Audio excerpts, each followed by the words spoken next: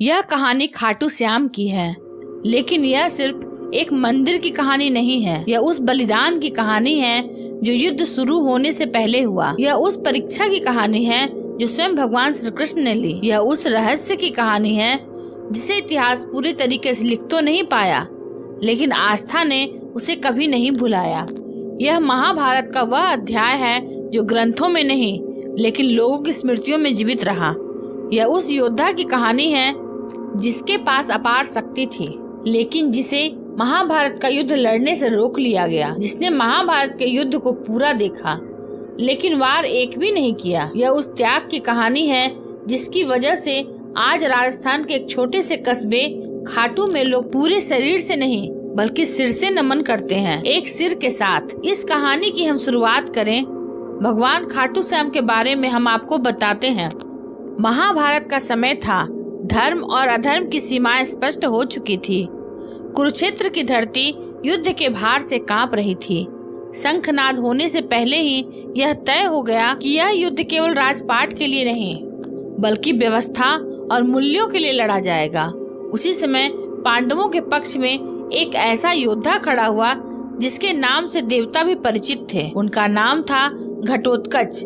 वह भीम और हिडिंबा के पुत्र थे। घटोत्कच केवल बल के प्रतीक नहीं थे, वह उस धर्म के शस्त्र थे जो नियमों से नहीं परिणामों से पहचाने जाते हैं। घटोत्कच ने महाभारत के युद्ध में कौरवों की नीति को तोड़ दिया, असंभव को संभव कर दिया। हालांकि अंत में महारथी कर्ण के अस्त्र से वीर गति को पाकर वो स्वयं युद्ध का संतुलन बदलने का कारण बन गए। लेकिन जो कहानी हम आपको सुना रहे हैं खाटू श्याम जी की, उसकी असली परछाई घटोत्कच की मृत्यु के बाद उभरती है। उनके पुत्र बर्बरिक का नाम आपको महाभारत के मूल ग्रंथों में शायद न मिले, लेकिन यही कथा का सबसे बड़ा संकेत है। वो इतिहास में उस तरह से दर्ज नहीं है। पुराणों, लोक कथाओं और जनमानस की स्मृतियों की योद्धा है। उनका उल्लेख स्कंद पुराण, ब्रह्मा भैरवत पुराण और उत्तर भारत की लोक कथाओं में मिलता है। भारत की धार्मिक परंपरा केवल लिखे हुए शब्दों में नहीं बनी, बल्कि उन कथाओं से बनी है जिन्हें समाज ने पीढ़ियों तक जिया, सुना और आगे बढ़ाया, जो लिखा नहीं गया। और बर्बरिक उसी सच का नाम है। बर्बरिक कोई साधारण बालक नहीं थे। उनकी माता अहिलावती ने उसे केवल युद्ध विद्या नहीं सिखाई, उन्होंने उसे करुणा का वह संस्कार दिया जिसने आगे चलकर पूरी कथा की दिशा बदल दी। अहिलावती ने अपने पुत्र से वचन लिया कि वह युद्ध में हमेशा उस पक्ष का साथ देंगे जो हार रहा हो। यह वचन सुनने में दया से भरा लगता है, लेकिन महाभारत जैसे युद्ध में यही वचन सबसे बड़े संकट की वजह बन गया, क्योंकि जहां हर दिन पक्ष बदलते हो, जहां शक्ति का पलड़ा हर क्षण डगमगाता हो, वहां पर यह करुणा अंतहीन युद्ध का कारण बन सकती थी। युवा अवस्था में ही बर्बरिक ने कठोर तप किया। उनका तप साधारण नहीं था। वो केवल शक्ति पाने के लिए नहीं था, बल्कि अपने व्रत निभाने के लिए तप था। उनकी तपस्या से प्रसन्न होकर भगवान शिव ने उन्हें 3 बाणों का वरदान दिया था। यह कोई साधारण अस्त्र नहीं थे। पहला बाण लक्ष्य को चिन्हित करता था, दूसरा बाण उस लक्ष्य को संपूर्ण नाश करता था, और तीसरा बाण पहले 2 बाणों को वापस ले आता था। बर्बरिक के लिए शक्ति का अर्थ था कि ऐसी शक्ति जो कभी समाप्त नहीं होती। लोक मान्यता में कहा जाता है कि वह अकेले पूरी सेनाओं का अंत कर सकते थे। यह शक्ति युद्ध जीतने के लिए नहीं, बल्कि युद्ध को निरर्थक बना देने के लिए पर्याप्त थी। अब आप खुद कल्पना कीजिए, एक ऐसा योद्धा जिसके पास अपराजय शक्ति है, जिसने यह प्रण लिया है कि वह हमेशा हारते हुए पक्ष की ओर से लड़ेगा। जैसे कौरव कमजोर पड़ते तो कौरवों की तरफ खड़े हो जाते, पांडव संकट में आते तो पांडवों की ओर जाते। तो इसका परिणाम क्या होता?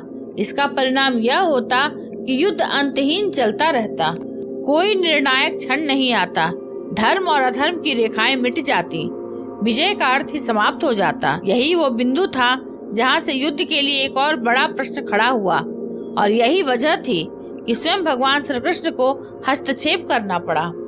कुरुक्षेत्र की तरफ जाते हुए नीले घोड़े पर सवार बर्बरिक को एक ब्राह्मण ने रोक लिया। यह ब्राह्मण कोई साधारण व्यक्ति नहीं था, स्वयं भगवान श्री कृष्ण थे, जिन्होंने अपनी माया से ब्राह्मण का रूप धारण किया था। प्रश्न साधारण था, कहाँ जा रहे हो और क्यों जा रहे हो? बर्बरिक का उत्तर भी सरल था।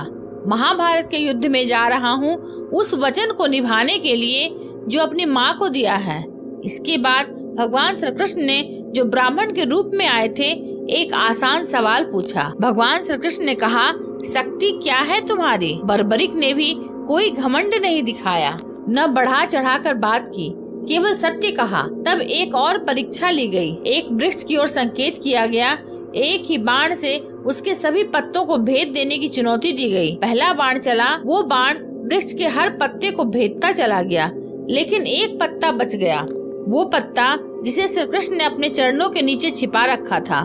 बाण वापस लौट आया, श्री कृष्ण के चरणों के पास रुक गया। बर्बरिक ने शांत स्वर में कहा कि यदि चरण हटा लिए जाए तो बाण अपना कार्य पूरा कर लेगा। लेकिन उसी क्षण उन्हें यह भी स्पष्ट हो गया कि यह शक्ति कल्पना नहीं, सच्चाई है। अब प्रश्न शक्ति का नहीं, धर्म का था। भगवान श्री कृष्ण ने प्रश्न पूछा कि यदि वो युद्ध में उतरते हैं तो क्या होगा? उत्तर में कोई भ्रम नहीं। बर्बरिक ने कहा कि वे उधर खड़े होंगे जो कमजोर होगा। यह सुनकर श्री कृष्ण समझ गए कि अगर बर्बरिक युद्ध में उतरे तो महाभारत का युद्ध अपने उद्देश्य से बदल जाएगा, वो भटक जाएगा। यह युद्ध केवल जीत के लिए नहीं था, यह युद्ध व्यवस्था के पुनर्निर्माण के लिए था। यह युद्ध यह तय करने के लिए था कि शक्ति किस दिशा में बहेगी। यदि बर्बरिक जैसा योद्धा इसमें उतरता तो परिणाम धर्म का नहीं, केवल शक्ति का होता। और यहीं पर वो प्रश्न आता है जो सबसे कठिन है, श्री कृष्ण ने उनका शीश क्यों मांगा और क्यों स्वयं उनका गला काटा? दरअसल ये दान केवल शरीर का नहीं था, यह शक्ति को निष्क्रिय करने का एकमात्र मार्ग था। बर्बरिक की शक्ति उनके शरीर में नहीं, उनके अस्त्रों और उनके संकल्प में थी। यदि वह जीवित रहते तो उनकी उपस्थिति ही युद्ध के संतुलन को बिगाड़ देती। उसे बांधना संभव नहीं था, उन्हें हराना संभव नहीं था, उन्हें समझाना व्यर्थ था, क्योंकि उन्होंने अपनी माँ को वचन दे रखा था। इसका केवल एक ही उपाय था, उनका शरीर युद्ध से अलग हो जाए लेकिन चेतना बनी रहे। भगवान श्री कृष्ण ने उनका शरीर इसलिए मांगा, शीश साक्षी है, शरीर युद्ध करता है, शीश निर्णय देखता है। श्री कृष्ण नहीं चाहते थे कि बर्बरिक युद्ध करे, लेकिन वो यह चाहते थे कि महाभारत के युद्ध को वो देखें ताकि वह समझ सके कि धर्म की विजय कैसी होती है। इसलिए भगवान श्री कृष्ण ने स्वयं उनका गला काटा। यह क्रूरता नहीं, करुणा के सबसे कठिन रूप थी। किसी और के हाथों यह कार्य होता तो यह हत्या कहलाता। भगवान श्री कृष्ण के हाथों यह हुआ तो यह यज्ञ बन गया। बर्बरिक ने भी न भय दिखाया न संकोच, उसने केवल एक इच्छा रखी कि वह महाभारत के युद्ध को पूरा देखना चाहते हैं। वो जानना चाहते हैं कि अंत में जीत किसकी होती है। श्री कृष्ण ने उन्हें वरदान दिया कि उनका शीश अमर हो जाएगा, वो पूरे युद्ध को देखेगा और कलयुग में लोग उसे भगवान श्री कृष्ण के नाम से ही पूजेंगे। यही वो क्षण था जब बर्बरिक श्याम बने। श्याम जो कृष्ण का ही दूसरा नाम है, श्याम जो उस त्याग की पहचान है जो बिना शोर के हुआ, और इसलिए उन्हें हम खाटू श्याम कहते हैं। कहा जाता है कि युद्ध के दौरान उनका शीश एक ऊंचे स्थान पर रखा गया। वहां से वह पूरा युद्ध देखते रहे। उन्होंने देखा कि कैसे पांडवों की विजय केवल शस्त्रों से नहीं बल्कि त्याग, नीति और धैर्य से हुई। युद्ध समाप्त होने के बाद जब पांडव विजय का उत्सव मना रहे थे तब भगवान श्री कृष्ण ने उनसे पूछा कि युद्ध किसने जिताया। सभी ने अपने अपने तर्क दिए। तब श्री कृष्ण ने बर्बरिक की शीश की ओर संकेत किया, क्योंकि वही एकमात्र साक्षी थे जिसने पूरे युद्ध को बिना पक्षपात के देखा था। इसके बाद महाभारत का युद्ध समाप्त हो गया। कुरुक्षेत्र की धरती जो 18 दिनों तक रथों की गड़गड़ाहट, शस्त्रों की टकराहट और योद्धाओं की चीखों से कांप रही थी, वह शांत हो गई थी। पांडव विजय थे, कौरव नष्ट हो गए थे। श्री कृष्ण ने अपना कर्तव्य पूरा कर लिया था, लेकिन उस युद्ध का एक साक्षी था जो न विजेता था न पराजित। वो साक्षी था बर्बरिक का शीश, जिसने पूरे युद्ध को बिना पक्षपात के देखा। लोक परंपराओं के अनुसार युद्ध समाप्त होने के बाद भगवान श्री कृष्ण ने उस शीश को सम्मानजनक पूर्वक पृथ्वी को सौंप दिया। यह कार्य किसी तिरस्कार का नहीं बल्कि पूर्णता का प्रतीक था। युद्ध का उद्देश्य पूरा हो चुका था। संतुलन स्थापित हो चुका था और अब उस साक्षी को समय की धारा में विलीन होना था। यही वह क्षण था जब बर्बरी का शीश इतिहास की प्रत्यक्ष कथा से हटकर लोक स्मृति का हिस्सा बन गया। समय बीतता रहा।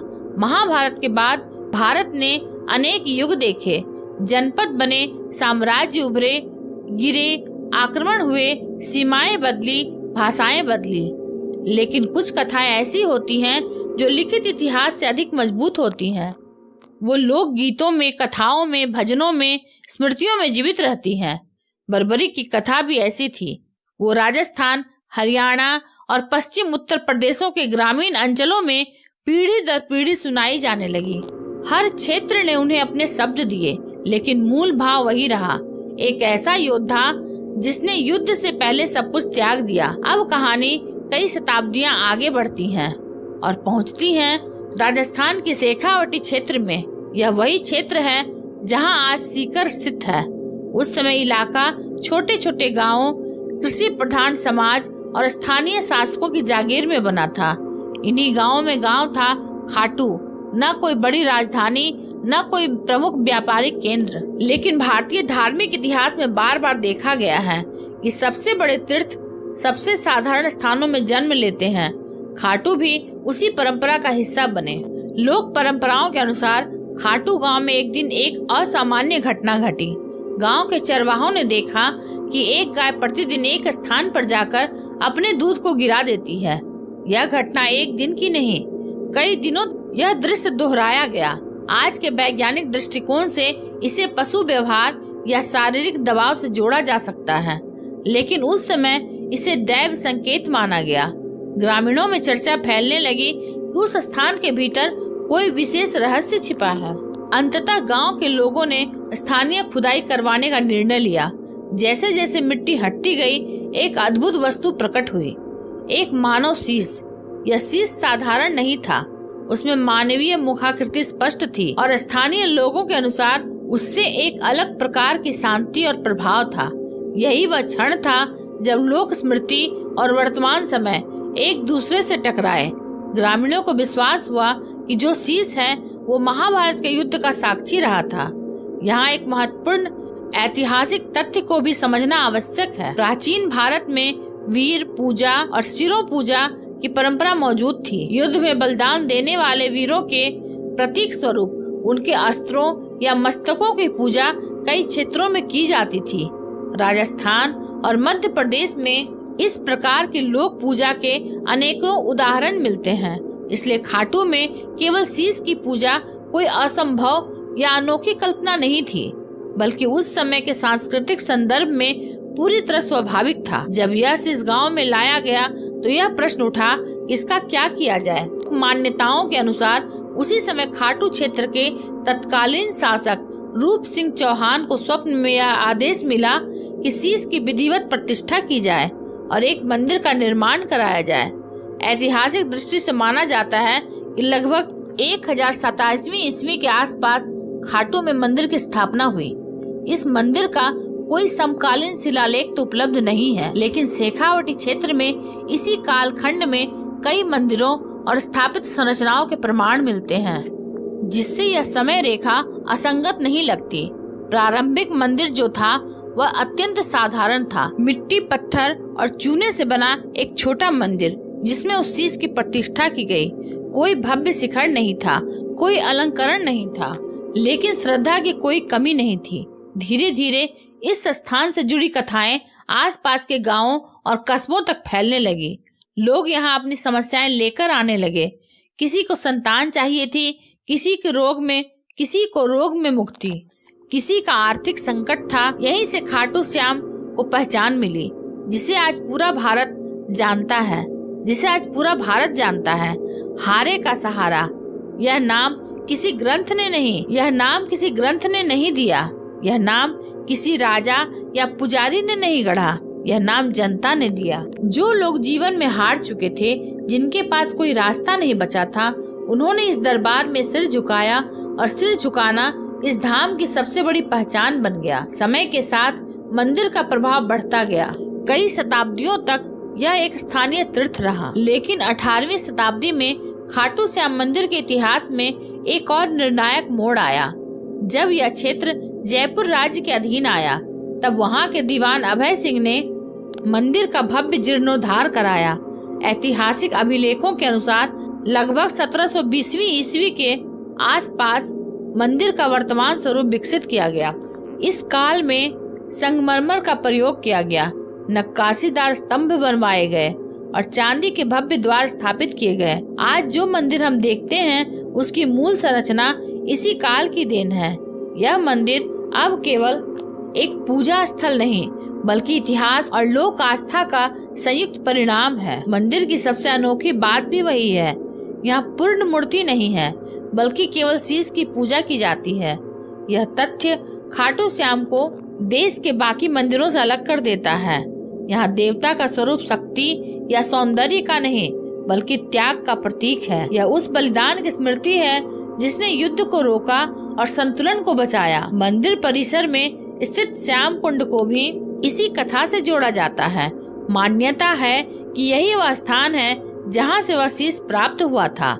आज भी श्रद्धालु दर्शन से पहले इस कुंड में स्नान करते हैं। वैज्ञानिक दृष्टिकोण से यह कुंड भूमिगत जल धाराओं से जुड़ा हो सकता है, लेकिन आज तक इसके जल स्रोत का कोई स्पष्ट मानचित्र उपलब्ध नहीं। यही कारण है यह कुंड आस्था और रहस्य दोनों का केंद्र है। फाल्गुन मास में लगने वाला खाटू श्याम मेला इस धाम की सबसे बड़ी पहचान बन चुका है। प्रशासनिक और मीडिया रिपोर्ट के अनुसार हर साल फाल्गुन मेले में 30 से 50 लाख श्रद्धालु पहुंचते हैं और पूरे साल की अगर बात की जाए तो यह आंकड़ा लगभग 80 लाख से 1 करोड़ के आसपास जाता है। यह संख्या अनुमानित है, लेकिन इसमें कोई संदेह नहीं कि भारत के सबसे बड़े धार्मिक आयोजनों में से एक है। यहीं से खाटू श्याम केवल एक गांव के देवता नहीं रहते, वे क्षेत्रीय आस्था से निकलकर राष्ट्रीय विश्वास बन जाते हैं। राजस्थान से निकलकर यह भक्ति उत्तर प्रदेश, दिल्ली, मध्य प्रदेश, महाराष्ट्र और फिर विदेशों तक पहुंचती है। इंग्लैंड, अमेरिका और ऑस्ट्रेलिया में बसे भारतीय समुदाय भी खाटू श्याम के निशान यात्राएं आयोजित करने लगे हैं। यह किसी एक ग्रंथ की देन नहीं है बल्कि उस विश्वास की यात्रा है जो सीमाओं को नहीं मानता। लेकिन कहानी यहाँ समाप्त नहीं होती। मंदिर का बनना, मूर्ति की प्रतिष्ठा और मेले लगना इतिहास का हिस्सा हो सकते हैं। खाटू श्याम की जीवंतता आज के समय उनके चमत्कारों, अनुभवों और उन प्रश्नों में छिपी है कि क्या यह केवल आस्था है या उससे कुछ अधिक। इस कहानी का आखिरी हिस्सा सबसे मुश्किल है क्योंकि कोई शिलालेख यहाँ बोलता नहीं, कोई धर्म ग्रंथ नहीं बोलता, कोई फैसला नहीं आता। यहाँ सिर्फ अनुभव बोलते हैं और अनुभव को न तो तोला जा सकता है न साबित किया जा सकता है, वो बस महसूस किया जाता है। कोई भी व्यक्ति जो पहली बार खाटू श्याम के दरबार पहुंचता है वो यह कहते हुए पाया जाता है कि यहाँ कुछ अलग है। अलग क्या है इसे शब्दों में बांधना आसान नहीं। किसी को वहाँ शांति मिलती है, किसी को भरोसा, किसी को साहस। कोई यह नहीं कहता कि उसकी सारी समस्याएं खत्म हो गई, लेकिन ज्यादातर लोग यह कहते हैं कि अब वो अकेले नहीं हैं और शायद यही इस धाम की सबसे बड़ी शक्ति है। यहीं से शुरू होती है खाटू श्याम के चमत्कारों की चर्चा। कोई कहता है कि वर्षों से रुका जीवन चल पड़ा, कोई कहता है कि बीमारी के बीच ताकत मिल गई, कोई कहता है कि हार मान लेने के बाद भी फिर से कोशिश करने का हौसला पाया। इन बातों को विज्ञान की कसौटी पर पूरी तरह साबित नहीं किया जा सकता और यह कहना भी ठीक नहीं होगा कि हर घटना अलौकिक ही है, लेकिन यह भी उतना ही सच है कि मनुष्य सिर्फ शरीर नहीं होता, वो उम्मीदों से चलता है और जब उम्मीद लौटती है तो जीवन अपने आप दिशा बदलने लगती है। खाटू श्याम की खास बात यह है कि यहाँ चमत्कार का कोई प्रचार नहीं होता, न ही कोई दावा। मंदिर प्रशासन भी कभी नहीं कहता कि यहाँ आकर सब कुछ ठीक हो जाएगा। कोई वादा नहीं है, सिर्फ एक भरोसा है कि अगर तुम टूटे हुए हो तो तुम्हें स्वीकार कर लिया जाएगा। और इसी भरोसे से जुड़ी है निशान यात्रा। निशान यात्रा केवल पैदल चलने की परंपरा नहीं बल्कि अपने भीतर के बोझ को उतारने की प्रक्रिया है। जब कोई व्यक्ति मीलों चलता है, पसीना बहाता है, डर सहता है, तो वह सिर्फ खाटू तक नहीं पहुंचता, वो अपने भीतर जमी हार को पीछे छोड़ देता है। इसलिए निशान यात्रा करने वाला व्यक्ति जब दरबार जाता है तो वह मांगने कम और समर्पण में ज्यादा आता है। और शायद इसलिए इस मंदिर में हारे का सहारे का जय घोष किया जाता है, क्योंकि यह सिर्फ धार्मिक नारा नहीं है, यह उन लोगों की आवाज है जिन्होंने जिंदगी में कई बार हार देखी। किसान, मजदूर, बेरोजगार युवा, छोटे व्यापारी, बीमार, परिजन। यह दरबार किसी से नहीं पूछता कि तुम कौन हो। यहाँ बस यह पूछा जाता है, क्या तुम थक गए हो? और अगर हाँ, तो यह जगह तुम्हारे लिए है। इसलिए खाटू श्याम की भक्ति किसी एक वर्ग की नहीं है। यहाँ अमीर भी सिर झुका रहा है और गरीब भी, पढ़ा लिखा भी उतनी श्रद्धा से आता है जितना अनपढ़, क्योंकि संकट में सब बराबर होते हैं। अब आखिरी प्रश्न जो इस कथा को रहस्य भरता है, क्या खाटू श्याम की प्रतिमा चेतन है? क्या वो रात में विश्राम करती है? क्या वो भक्तों से संवाद करती है? इन सवालों का कोई वैज्ञानिक उत्तर नहीं, न मंदिर इन्हें तथ्य के तौर पर रखता है। भारतीय भक्ति परंपरा में मूर्ति को पत्थर नहीं, भगवान की भावना का केंद्र माना जाता है।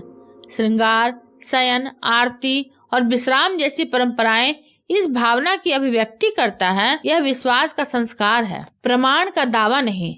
इसी तरह एक और मान्यता है कि कलयुग के अंत में श्याम बाबा नीले घोड़े पर सवार होकर प्रकट होंगे। यह शास्त्रीय भविष्यवाणी नहीं, यह प्रतीक है, उस उम्मीद का प्रतीक कि जब व्यवस्था पूरी तरह टूट जाएगी तब कोई न कोई शक्ति संतुलन का बहाल करेगी। यह डर की नहीं, आशा की कथा है। विज्ञान यहाँ बस इतना कहता है कि विश्वास क्यों काम करता है। सामूहिक वातावरण, संगीत, मंत्र और मानसिक अवस्था। सामूहिक वातावरण, संगीत, मंत्र और मानसिक अवस्था, ये सब कुल मिलाकर मनुष्य को स्थिरता देते हैं। लेकिन विज्ञान यह तय नहीं करता कि आस्था सच है या झूठ, और शायद यही संतुलन खाटू श्याम को विशेष बनाते हैं। यह न तर्क का विरोध करते हैं, न भावनाओं का अपमान। जब इस पूरी कहानी को मुड़कर देखते हैं तो एक बात जो स्पष्ट होती है वो यह थी कि बर्बरिक ने युद्ध इसलिए छोड़ा क्योंकि उसकी शक्ति युद्ध को निरर्थक बना सकती थी। खाटू श्याम आज इसलिए पूजे जाते हैं क्योंकि वह हारे हुए को अंतिम सत्य नहीं बनने देते। इसलिए सवाल ज्यादा जरूरी नहीं कि खाटू श्याम इतिहास है या मिथक, ज्यादा जरूरी यह समझना है कि यह कथा आज भी जिंदा क्यों है। शायद इसलिए क्योंकि जब सब हारे छूट जाते हैं तब इंसान को किसी ऐसे दरबार की जरूरत होती है जहां बिना सवालों के उसे स्वीकार कर लिया जाए। और शायद इसी वजह से लोग खाटू में कुछ मांगने से पहले अपने सिर को झुकाते हैं, पूरे शरीर से नहीं, सिर से, एक सिर के सामने, और कहते हैं हारे को सहारा खाटू श्याम हमारा। भगवान खाटू श्याम की कथा अगर आपको अच्छी लगी हो तो इसे लाइक, शेयर और सब्सक्राइब अवश्य करें। धन्यवाद।